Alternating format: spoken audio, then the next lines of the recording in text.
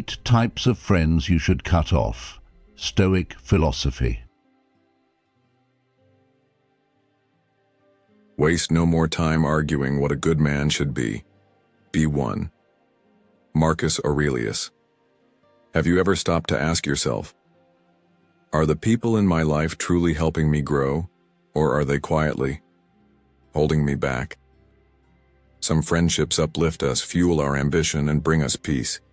But others, often disguised as harmless, can drain our energy, cloud our judgment, and even erode our sense of self. Not all friendships are meant to last. Some connections become toxic not through dramatic betrayal, but through subtle patterns of negativity, manipulation, or one-sidedness. You might not even realize the damage until it's already affecting your confidence and mental health. Stoic philosophy teaches us an essential truth. Life is too short to carry unnecessary burdens, especially those disguised as friendships. If you've ever felt drained after spending time with someone or questioned your worth because of how a friend treats you, this video is for you. Today, on Stoic in Your Life, we'll uncover 8 types of friends you should cut off immediately to protect your mental well-being and reclaim your inner peace. Let's dive in. Number 1. The friend who always needs something. Associate with people who are likely to improve you. Seneca. In life, the people we surround ourselves with shape not only our daily experiences, but also our mindset, values, and personal growth. This is especially true for men navigating the complexities of adulthood, where time is limited, energy is precious, and relationships should add value rather than drain it. One of the most exhausting types of friendships you'll encounter is with the friend who always needs something. You know the type, not just someone who occasionally asks for help, which is natural and healthy in any friendship, but someone whose presence feels more like a transaction than a connection. They reach out only when they need a favor, a loan, advice, or even emotional support, but when the tables turn, they're nowhere to be found. This isn't about the occasional ask. It's about a pattern where your role in the friendship is reduced to being a problem solver, a resource rather than a respected and valued individual. The Stoics were clear about the importance of boundaries. Epictetus once said, "Don't explain your philosophy, embody it." In friendships, this means showing, not just saying, that mutual respect is non-negotiable. When a relationship is consistently one-sided, it becomes less about friendship and more about utility. Over time, this dynamic erodes your sense of worth within that relationship because it conditions you to believe that your value is tied solely to what you can provide. And the more you give without reciprocity, the more you unintentionally reinforce this imbalance. This can happen subtly. At first, you're eager to help because that's what good friends do. But gradually, you notice the pattern. Calls that start with pleasantries but quickly pivot to requests, texts that come through only when something is needed, and a conspicuous absence when you could use support in return. Consider how this plays out in modern life. Maybe it's that colleague who's always asking for help with projects but conveniently disappears when deadlines are tight for you. Or the old friend who constantly needs advice about relationships, finances, or life decisions, but never seems to have the time to listen to your struggles. Over time, these relationships weigh you down, not because helping is wrong, but because it's become the sole purpose of your connection. The Stoic response isn't to react with bitterness or resentment, but with clarity. Marcus Aurelius advised, "The soul becomes dyed with the color of its thoughts." If you constantly engage in relationships where you feel used, your perception of friendship and even your self-worth can be colored by those negative experiences. So what's the solution? It starts with setting clear boundaries, which isn't about confrontation but about realignment. Boundaries are a way of communicating. I value this friendship, but I also value myself. The next time this friend reaches out with yet another request, pause before responding. Assess not just the nature of their task but the health of the overall relationship. You might respond with something simple yet firm like, "I'm not able to help with that right now," and observe their reaction. A genuine friend will respect your limits. Someone who's only in it for what you can provide will either push back or disappear, and their reaction will tell you everything you need to know. The key here isn't to cut off anyone who asks for help. That's not the Stoic way. Life is about interdependence, and true friendships involve both giving and receiving. But when the scales are perpetually tipped in one direction, when your role feels more like a service provider than a friend, it's time to reassess. Relationships should nourish your spirit, not drain it. They should be rooted in mutual respect, shared values, and genuine care, not in obligation or guilt. Think of your energy as a finite resource, like water in a well. Every time you give to others, you draw from that well. Healthy friendships replenish it through support, laughter, understanding, and reciprocity. But one-sided relationships, they keep drawing without giving back, leaving you depleted. As Seneca wisely put it, "It is not that we have a short time to live, but that we waste a lot of it." Don't waste your emotional resources on relationships that don't serve your growth. Ultimately, the decision to distance yourself from someone who always needs something isn't an act of cruelty. It's an act of self-respect. It's about recognizing that your time, your energy, and your kindness are valuable and should be treated as such. You deserve friendships that are rooted in mutual respect and genuine connection, not in obligation or transactional exchanges. And when you create space by letting go of these draining relationships, you make room for connections that truly matter, ones that inspire, uplift, and enrich your life. This isn't just a lesson in friendship, it's a lesson in self-awareness and personal sovereignty. The Stoics didn't just teach us how to endure life's hardships, they taught us how to thrive by focusing on what we can control.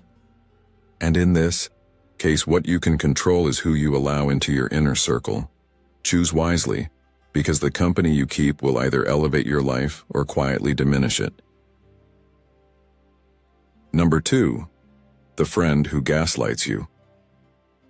Have you ever found yourself questioning your own memory, your judgment, or even your sanity after a conversation with someone who's supposed to be your friend? If so, you might be dealing with the kind of friend who gaslights you. This isn't just about occasional disagreements or misunderstandings, we all experience those. It's about a consistent pattern where someone subtly manipulates you into doubting your own reality. They twist facts, downplay your feelings, and shift blame so skillfully that over time, you start to wonder if you're the problem. Gaslighting is not always obvious. In fact, it's often disguised as concern or wrapped in the language of just being honest. But the impact is real: confusion, self-doubt, and a growing sense that you can't trust your own judgment. The Stoics taught us that clarity of mind and control over our thoughts are essential for a virtuous life. But when you're caught in the web of a gaslighter, that clarity becomes clouded, making it hard to see what's real and what's manipulation. Think about a friend named Mark. At first, Mark seems like a great guy, charming, supportive, and always ready with advice. But over time, you notice something unsettling. Every time there's an issue between you two, somehow, it's always your fault. If plans fall through, he claims you're disorganized, even if he was the one who canceled last minute. If you express hurt feelings, he tells you you're too sensitive or overreacting, dismissing your emotions as if they're not valid. When you try to recall specific events or conversations, he confidently denies them or rewrites the story, leaving you second-guessing your own memory. Slowly, without realizing it, you start apologizing for things that aren't your fault, walking on eggshells to avoid conflict, and questioning whether your feelings are even legitimate. Does this sound familiar? If it does, ask yourself, how often do you feel drained, anxious, or unsure of yourself after interacting with this person? Healthy friendships should leave you feeling supported and respected, not mentally exhausted and full of self-doubt. The danger of gaslighting is that it doesn't happen all at once. It creeps in gradually, like erosion. You don't notice the damage until the foundation has already been weakened, and this is exactly why it's so insidious. The Stoics believed in the power of self-awareness as a shield against external manipulation. Epictetus once said, "It's not what happens to you, but how you react to it that matters." Recognizing gaslighting for what it is, a form of emotional control, allows you to reclaim that power. But awareness is only the first step. The real challenge is setting boundaries and, when necessary, walking away from relationships that compromise your mental and emotional well-being. Consider the story of David, a man who had been friends with Chris for over a decade. Their friendship was filled with shared memories, laughter, and what seemed like mutual respect. But David often found himself feeling guilty for things he didn't do, questioning decisions he was once confident about, and constantly seeking Chris's approval without understanding why. It wasn't until a simple disagreement turned into a full-blown argument, with Chris twisting David's words and denying past conversations, that David had an epiphany. The problem wasn't David's memory or judgment.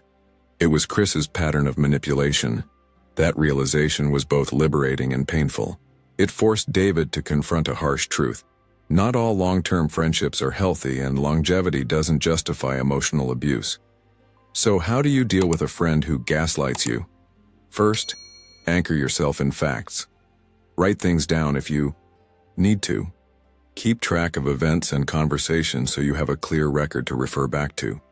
This isn't about proving them wrong. It's about keeping yourself grounded in reality. Second, trust your feelings. If something feels off, it probably is. You don't need external validation to justify your emotions. Third, set firm boundaries. Let the person know that their behavior is unacceptable.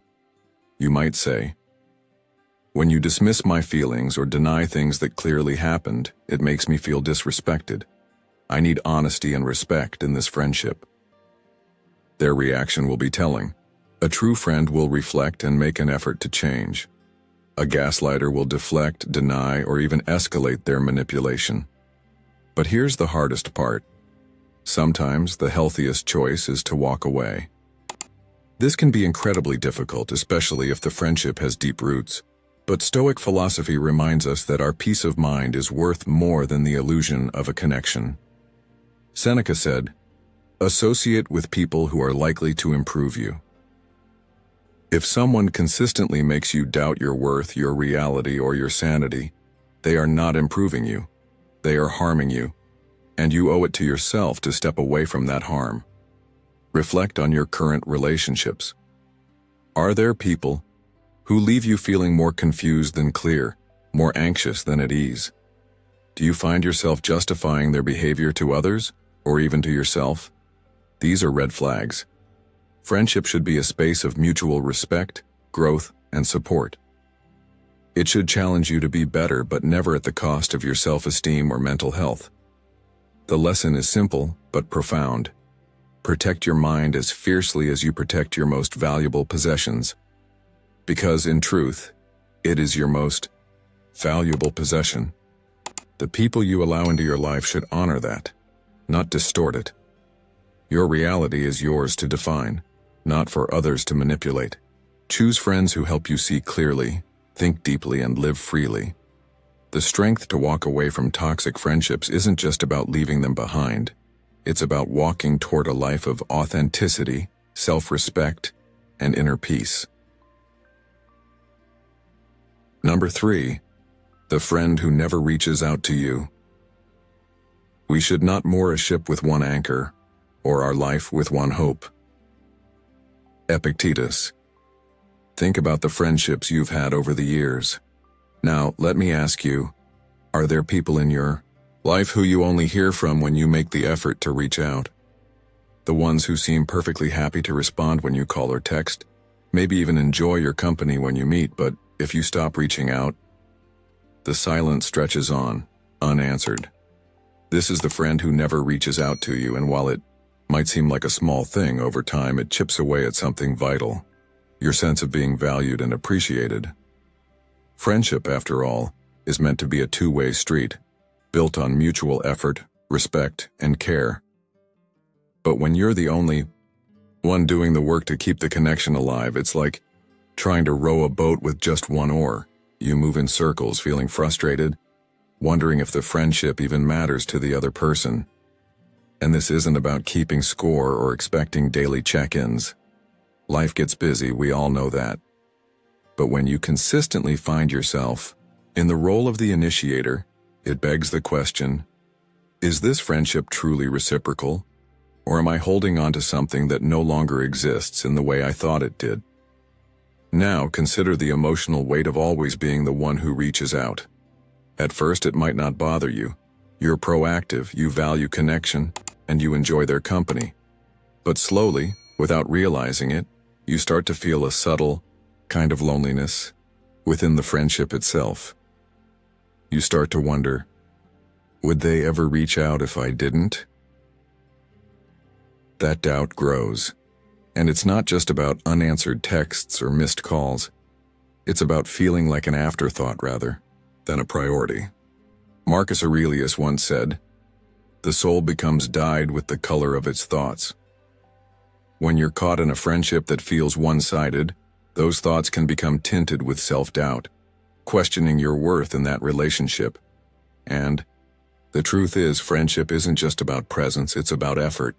A friend who values you will find a way to connect, no matter how small the gesture. It could be a quick message, a call, or even just a check-in to say, "Hey, I was thinking about you." But what do you do when you realize you're the only one making the effort? First, reflect on how this dynamic makes you feel. Are you reaching out because you genuinely want to, or because you fear the friendship will fade without your efforts? There's a difference between valuing someone and feeling obligated to maintain a connection that no longer feels mutual.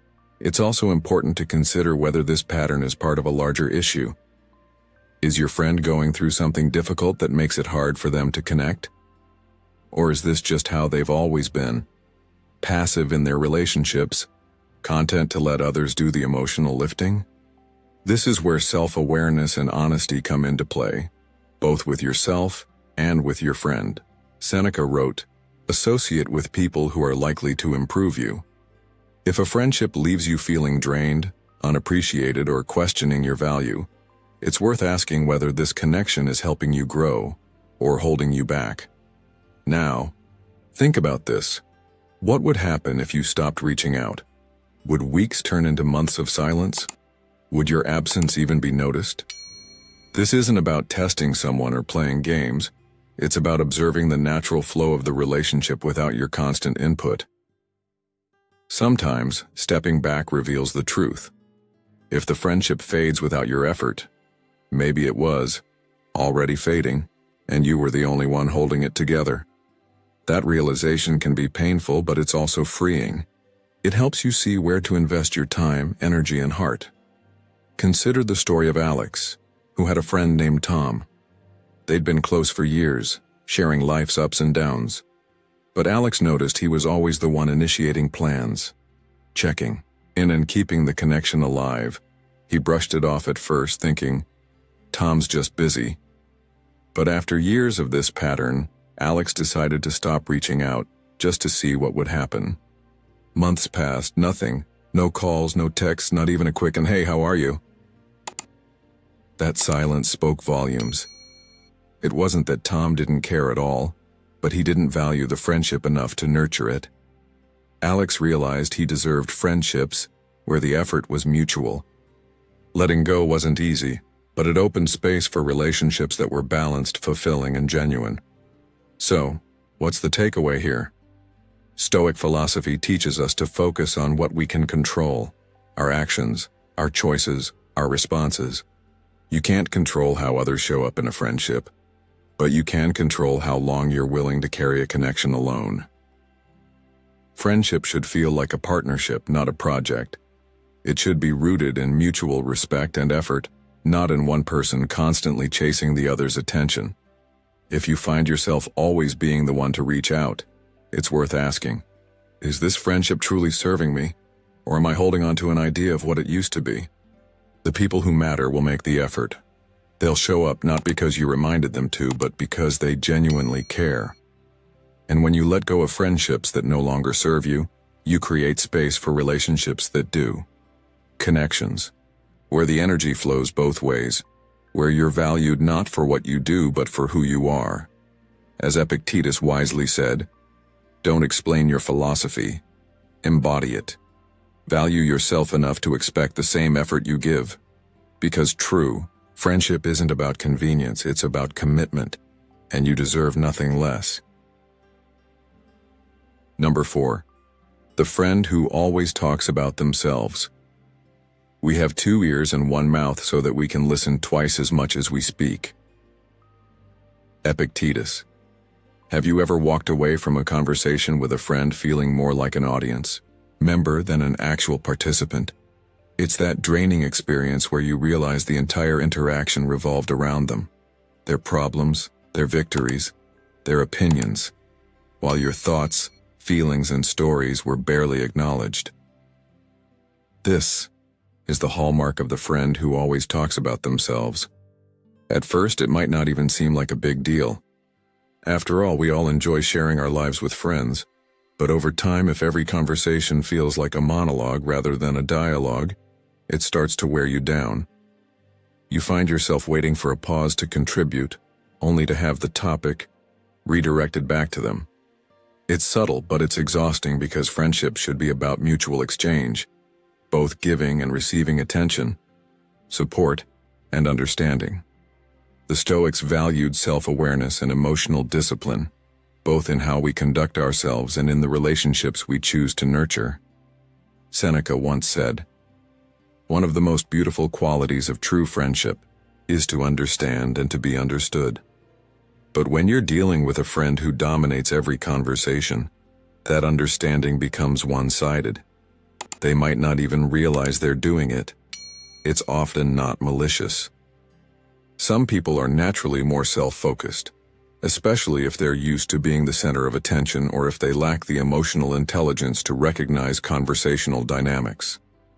But regardless of intent, the impact is the same. You're left feeling unheard, overlooked, and undervalued.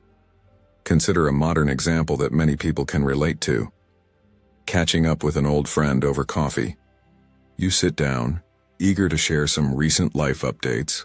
Maybe you've been working on a new project, facing personal challenges, or even celebrating a win. But as soon as you start, your friend interrupts with, "That reminds me of when I..." And suddenly, the spotlight shifts. Before you know it, an hour has passed, and you've barely said a word about your own life. They leave feeling satisfied with the catch-up, oblivious to the fact that you feel invisible. Over time, these interactions build frustration. You might start to pull back, not because you dislike them, but because the friendship feels emotionally unfulfilling. Now, you might ask, is it really worth cutting off a friend just because they talk too much about themselves? It's a valid question because the issue isn't always black and white. The Stoic approach isn't about being overly harsh or cutting people off at the first sign of imbalance. Instead, it's about evaluating whether the relationship supports your growth and well-being. Marcus Aurelius advised, "The happiness of your life depends upon the quality of your thoughts." When a friendship consistently leaves you feeling drained, unheard, or unimportant, it affects not just your mood, but your mindset. And if you allow it to continue unchecked, you start internalizing the message, whether consciously or not, that your voice doesn't matter. So how do you deal with this type of friend? The first step is self-reflection. Are you giving them feedback, or have you been silently stewing in frustration? Sometimes people aren't aware of how they dominate conversations, especially if no one points it out. The next time it happens, try gently steering the dialogue back to balance. You might say something like, "I'd love to finish what I was sharing earlier," or even directly, "I feel like I don't get to talk much when we catch up." It's not about confrontation, it's about clarity. A true friend will appreciate your honesty and make an effort to adjust. But what if nothing changes? That's when you need to ask yourself some tough questions. Is this friendship adding value to my life?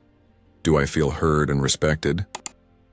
If the answer is consistently no, then it's worth reconsidering how much time and emotional energy you invest in that relationship. Life is too short to maintain connections that leave you feeling less than. As Epictetus wisely put it, it's not what happens to you, but how you react to it that matters. You can't control someone's behavior, but you can control how you respond, whether that means setting firmer boundaries or, in some cases, stepping back together. And here's an important point to consider. Not every friendship needs to end dramatically. Sometimes it's a quiet shift. You stop reaching out as often. You invest more energy into relationships where you feel genuinely seen and heard, and you allow the distance to grow naturally. Other times, especially if the friendship is close and meaningful to you, a more direct conversation might be necessary. But either way, the goal isn't to punish the other person. It's to protect your peace and ensure that your relationships reflect mutual respect. Ultimately, the lesson here isn't just about dealing with self-centered friends. It's about valuing yourself enough to expect reciprocity in your connections. You deserve to be heard. Your thoughts, feelings, and experiences matter just as much as anyone else's. Friendships are meant to be nourishing, not draining. They should be spaces where you feel supported, understood, and valued, not just a sounding board for someone else's life. So, take a moment to reflect on the people in your life. Are your friendships balanced? Do you feel heard and appreciated? And if not, what are you willing to do about it? The Stoics teach us that we are responsible for the company we keep, and by choosing relationships that honor mutual respect, we create a life filled with genuine connection, growth, and peace. Because at the end of the day, a true friend doesn't just talk, they listen. And that's the kind of friendship we all deserve. Thank you for being part of today's video. Your presence here means a lot, and I truly appreciate you taking the time to join us on this journey. If you'd like to share your thoughts, personal experiences, or reflections, I'd love to hear from you in the comments. And if you're not sure what to say, just drop a simple comment. I am a newbie. If you've just joined us, or I am Stoic. If you've been part of our community for a while, your engagement isn't just a sign of support. It's a powerful motivation that keeps us inspired to create more meaningful content. Let's continue growing, learning, and walking this path together. Ready to move forward? Let's go. Number 5. The friend who always talks down on you. Think for a moment about the people in your life. Are there friends who, instead of lifting you up, consistently find subtle ways to tear you down? Maybe it's the friend who masks criticism with humor, making jokes at your expense in front of others, or the one who offers advice that feels less like support and more like backhanded judgment. This is the friend who always talks down on you. And while their words might not seem overtly cruel, over time they erode your confidence and self-worth.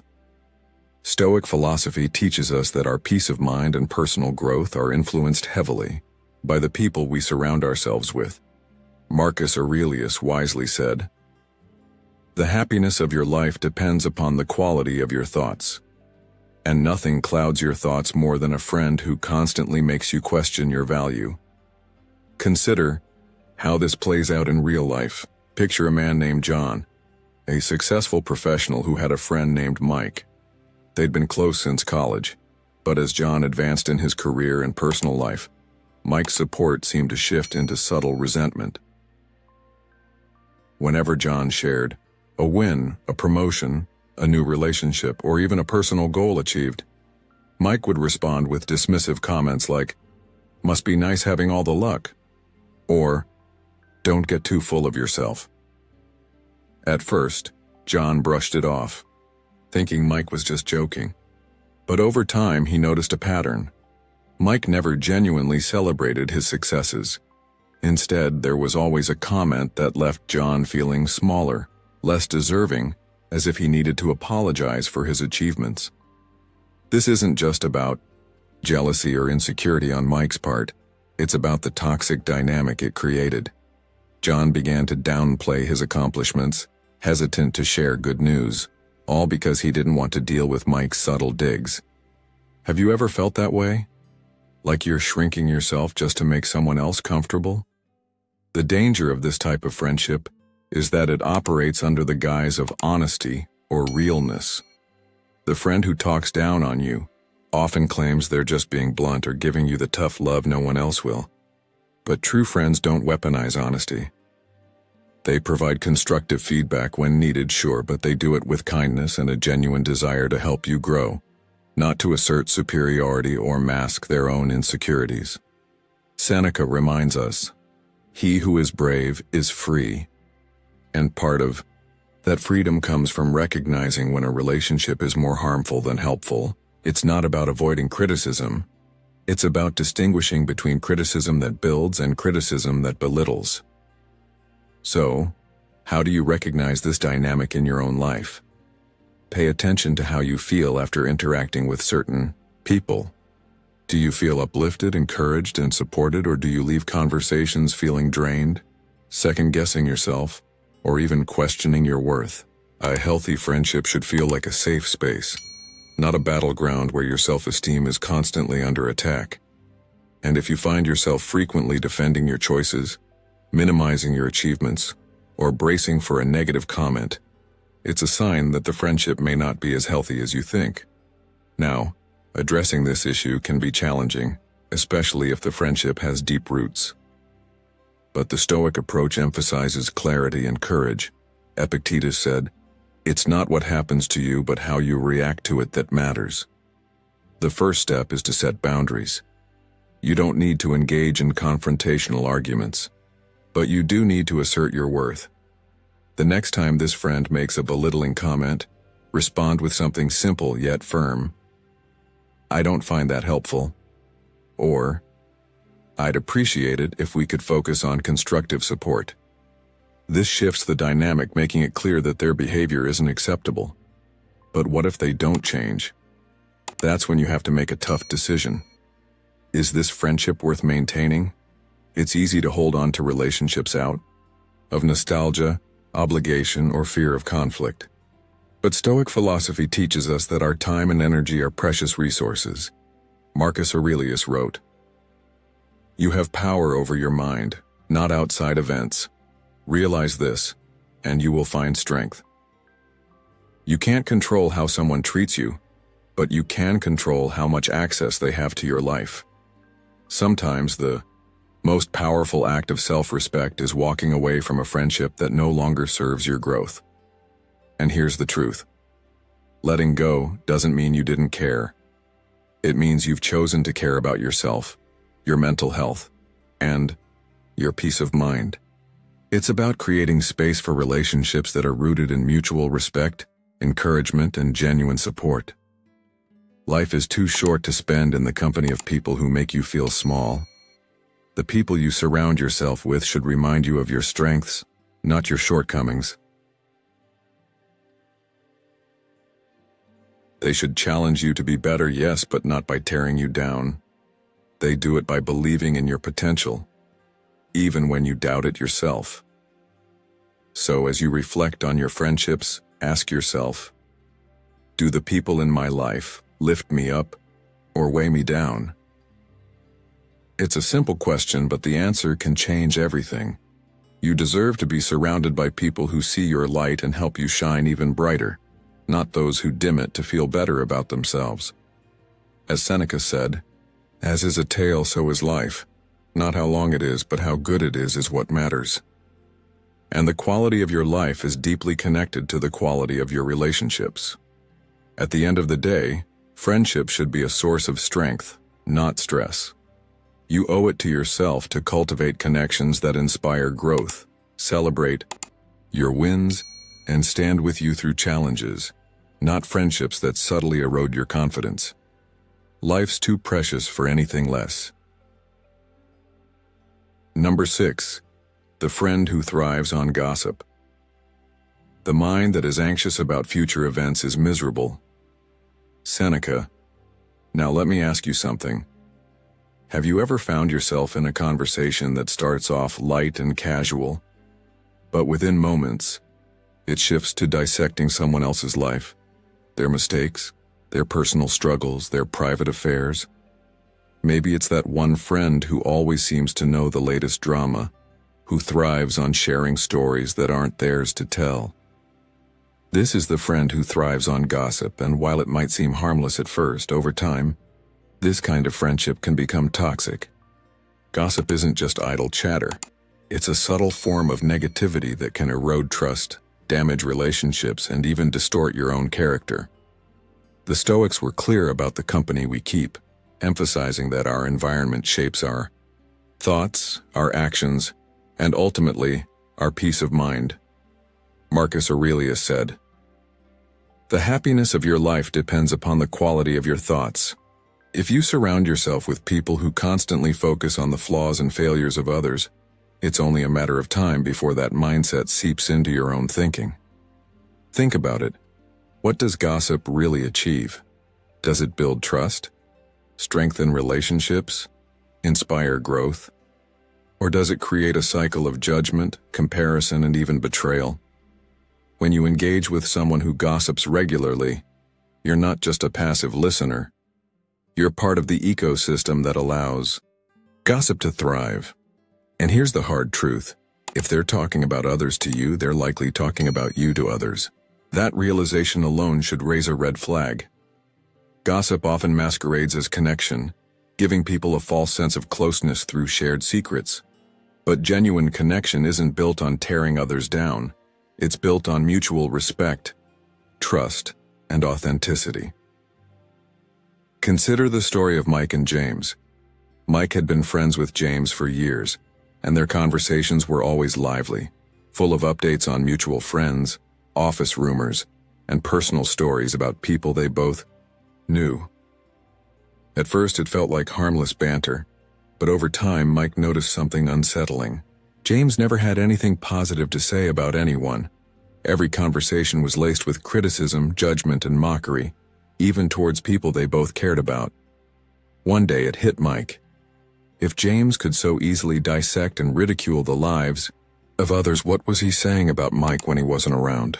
That realization changed everything. Mike started to feel uneasy, questioning the foundation of their friendship. Was it built on genuine connection, or just a shared habit of discussing other people's lives? The Stoics teach us to focus on what we can control: our actions, our responses, and our environment. Epictetus wisely said, "It's not what happens to you, but how you react to it that matters." In the context of gossip, this means choosing to step away from conversations that don't align with your values. It means recognizing that participating in gossip, even as a listener, is a form of silent endorsement. So, how do you handle a friend who thrives on gossip without creating unnecessary conflict? The key is to redirect the energy of the conversation. When they start gossiping, you can gently shift the topic to something more constructive. If they persist, set a clear boundary. "I'd rather not talk about other people like this." It's simple, it's respectful, and it sends a clear message about the kind of conversations you value. But what if the friendship is deeply rooted, and gossip has been a central part of it for years? This is where self-reflection comes in. Ask yourself, does this friendship bring out the best in me? The answer might be uncomfortable, but clarity often is. True friends inspire growth, encourage self-reflection, and support your personal development. If a friendship revolves around negativity, judgment, and the misfortunes of others, it's worth questioning its place in your life. Seneca advised, "Associate with people who are likely to improve you." This isn't about being judgmental or self-righteous. It's about protecting your mental space and ensuring that your relationships align with your values. Now think about how gossip impacts your own mindset.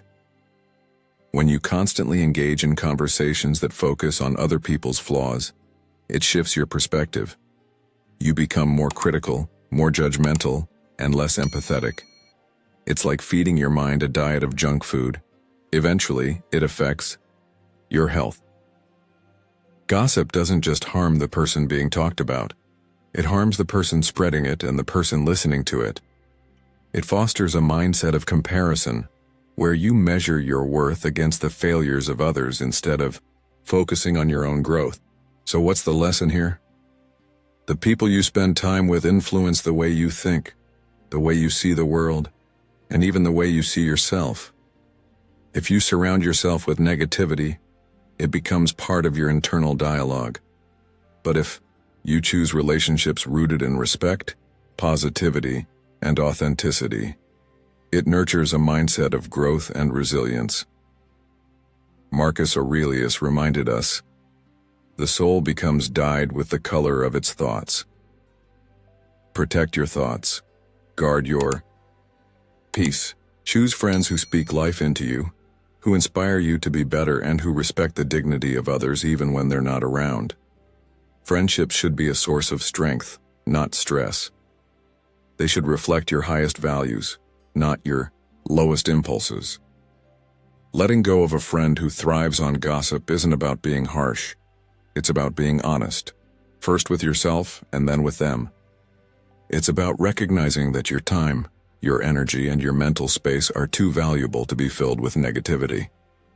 So, as you reflect on your friendships, ask yourself, are the people in my life helping me become the best version of myself, or are they pulling me into patterns that don't serve me? The answer to that question can change everything. And remember, true friendship isn't about sharing secrets, it's about sharing values. Number 7, the friend who competes with you. He who envies others does not obtain peace of mind. Buddha. When you think about your circle of friends, do you have someone who always seems to turn your successes into a silent competition? Someone who, instead of celebrating your wins, subtly shifts the conversation to highlight their own achievements, as if life were a scoreboard and they're determined to stay ahead. This is the friend who competes with you, and while competition can sometimes be healthy, pushing us to improve, there's a thin line between friendly rivalry and toxic comparison. The Stoics teach us that the key to a fulfilling life is focusing on our own growth, not measuring our worth against others. Marcus Aurelius once said, "The happiness of your life depends upon the quality of your thoughts." When your thoughts are constantly influenced by someone who treats friendship like a battleground for status and success, it can erode your self-esteem and distort your sense of personal accomplishment. Consider this. You share good news, a promotion, a fitness milestone, a personal achievement, and instead of genuine enthusiasm, this friend responds with, "Oh, I did something similar last year," or, "That's great, but have you considered doing it this way?" It's subtle, but the message is clear. Your success is being measured, compared, and often downplayed. Over time, you might find yourself hesitant to share your victories, not because you're not proud, but because you've been conditioned to expect a competitive response rather than genuine support. Have you ever felt that? That nagging hesitation before speaking, wondering if your news will be met with encouragement or a covert challenge. Now, let's flip the lens. Why do people behave this way? Often it stems from insecurity, a need to validate their own worth by measuring it against others.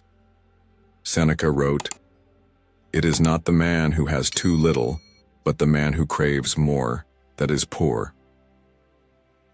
This craving isn't always material. Sometimes, it's the craving to feel superior, even in subtle ways. The competitive friend isn't necessarily malicious. In fact, they might not even realize they're doing it, but intention doesn't erase impact. the effect on you is the same. A friendship that feels more like a race than a relationship. In modern life, this dynamic is everywhere, amplified by social media where people curate highlight reels of their best moments. It's easy to fall into the trap of comparison, but when that mindset seeps into personal friendships, it becomes exhausting. Think about Alex and Brian, two longtime friends who grew up together, sharing dreams and ambitions. As an adult, Alex noticed that every time he achieved something, landing a new job, buying his first home, or even completing a marathon, Brian's responses were less about celebrating and more about subtly one-upping. "Congrats on the house," Brian would say. "But did you see the market trends? I got mine for a better deal." It wasn't overtly hostile, but it chipped away at the joy of sharing. Eventually, Alex realized he was filtering his successes, not because he didn't value them, but because he didn't want to deal with the emotional tug-of-war that followed. So how do you handle this? First, recognize the pattern. Awareness is the foundation of Stoic philosophy, understanding what's within your control and what isn't. You can't control how someone reacts to your achievements, but you can control how much space you give that dynamic in your life. Next, set boundaries, not in a confrontational way, but with clarity. If the competitive behavior is subtle, address it gently. "I really value our friendship, but sometimes I feel like my successes turn into comparisons. I'd love to just share without it feeling like a competition." A true friend will reflect on that feedback. If they're defensive or dismissive, it's a sign that the issue runs deeper than just surface-level rivalry. But here's the hardest part. Sometimes the healthiest choice is to step back. The Stoics emphasize that relationships should contribute to our growth and peace of mind. Epictetus advised, "Seek not the good in external things, seek it in yourselves." If a friendship consistently triggers feelings of inadequacy, frustration, or self-doubt, it's worth asking whether it aligns with the life you're trying to build. This doesn't mean cutting people off with anger. It means making conscious choices about where you invest your energy. And what about you? It's important to reflect on our own tendencies as well. Are there areas where you might unknowingly compete with others, seeking validation through comparison? The beauty of Stoic philosophy is that it encourages introspection. The goal isn't to eliminate ambition or growth, it's to root it in personal values, not external validation. Life isn't a race. Your worth isn't determined by how you stack up against others, but by the integrity with which you live your life. So, as you think about your friendships, ask yourself, do my friends celebrate my growth without feeling threatened by it? Do I feel encouraged, supported, and seen for who I am, not just for what I achieve? The answers might surprise you, and they might guide you toward decisions that protect your peace. Because at the end of the day, true friendship isn't about competing for success, it's about growing together side by side, without needing to stand on top of each other to feel tall. If you've made it this far, you're a guardian of your own peace. Drop a comment saying, "I choose growth," to show you're committed to building stronger, healthier relationships. Stick around. Your journey to inner clarity is more to uncover. Number 8. The friend who dismisses your boundaries. Think about the friendships you've had over the years. Have you ever noticed someone in your life who constantly pushes your limits, dismisses your personal space, or makes you feel guilty for setting boundaries?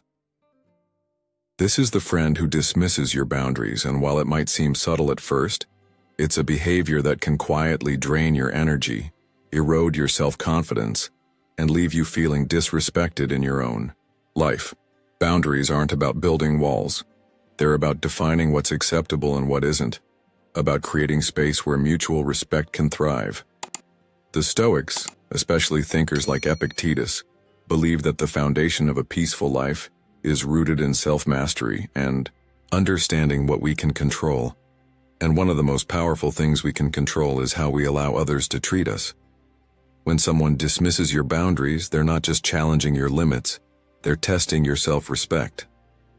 It's like giving someone access to your home, only to find them rearranging your furniture without asking, treating your personal space as if it's theirs to control.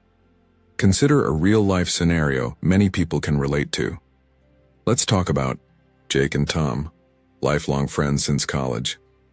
Jake was always the go-to guy, reliable, supportive, the one who would drop everything when Tom needed something. But as time went on, Jake started feeling drained. Every time he said no to a favor, Tom would guilt-trip him, making comments like, "Wow, I thought we were closer than that," or "and I'd do it for you." At first, Jake brushed it off, not wanting to seem like a bad friend. But the pattern continued, and soon Jake realized that his friendship with Tom was built on unspoken obligations rather than genuine respect. Whenever Jake tried to establish boundaries like prioritizing his family time or focusing on personal goals, Tom would find ways to dismiss them, making Jake feel like he was the problem. Have you ever felt that way? Like setting a simple boundary made you the villain in someone else's story? The Stoics teach us that our peace isn't dependent on how others treat us, but on how we respond.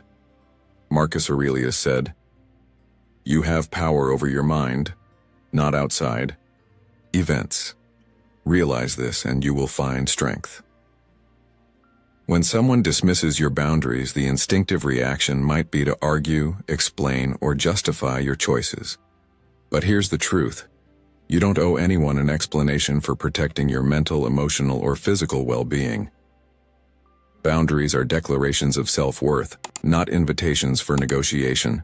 If a friend consistently pushes past your limits, it's not just about their behavior, it's about what you're willing to tolerate. And the more you allow it, the more it becomes the norm. So, how do you handle a friend who dismisses your boundaries without creating unnecessary conflict? The first step is clarity. Be direct but not confrontational. For example, if a friend constantly calls late at night despite you asking them not to, respond with something simple like, "I've mentioned before that late night calls aren't ideal for me. I need you to respect that." It's firm, respectful, and leaves no room for misinterpretation. But what if they don't change? That's when you have to make a choice, not about cutting them off immediately, but about adjusting the role they play in your life. The Stoics believed that we are the gatekeepers of our own minds. Seneca wisely said, "Associate with people who are likely to improve you." If someone's presence in your life constantly disrespects your boundaries, it's a sign that their role may need to shift. Not necessarily out of your life completely, but perhaps further from your inner circle. Now here's an important question to reflect on. Why is it so hard to enforce boundaries, especially with people we care about? Often, it's because we fear the discomfort that comes with change. We worry about being perceived as selfish, cold, or distant. But isn't it more selfish to expect someone to sacrifice their well-being just to keep a relationship smooth? True friendships are rooted in mutual respect, not silent resentments. Friend who genuinely cares about you will appreciate your honesty, even if it's uncomfortable at first. They'll adjust because they value the relationship, not just what they can get from it. And let's not overlook the fact that boundary pushing isn't always loud or obvious. Sometimes it's disguised as jokes, guilt trips, or subtle manipulations. Maybe it's the friend who says, "Mupikjova, come on, it's not that big of a deal," when you've clearly expressed a limit, or the one who constantly forgets your boundaries, claiming they didn't realize they were crossing a line. But forgetting once is a mistake. Repeatedly crossing the same line is a choice. And every time you let it slide, you're silently teaching them that your boundaries are negotiable. So what's the takeaway here? The Stoics believed that personal freedom comes from within. You can't control how others behave, but you can control how you respond and what you allow into your life. Setting boundaries isn't about pushing people away. It's about creating space where respect can grow. It's about saying, this is who I am, and this is what I need to thrive. And if someone can't respect that, it's a reflection of their limitations, not yours. As you think about your own friendships, ask yourself, are the people in my life respecting my boundaries, or are they constantly pushing against them? The answer might be uncomfortable, but growth often is. And remember, boundaries aren't walls to keep people out. They're guidelines to show people how to love and respect you properly. At the end of the day, protecting your peace isn't selfish. It's essential. Because you teach people how to treat you by what you allow, what you stop, and what you reinforce. Choose wisely. As we wrap up this video, remember that the quality of your friendships directly influences the quality of your life.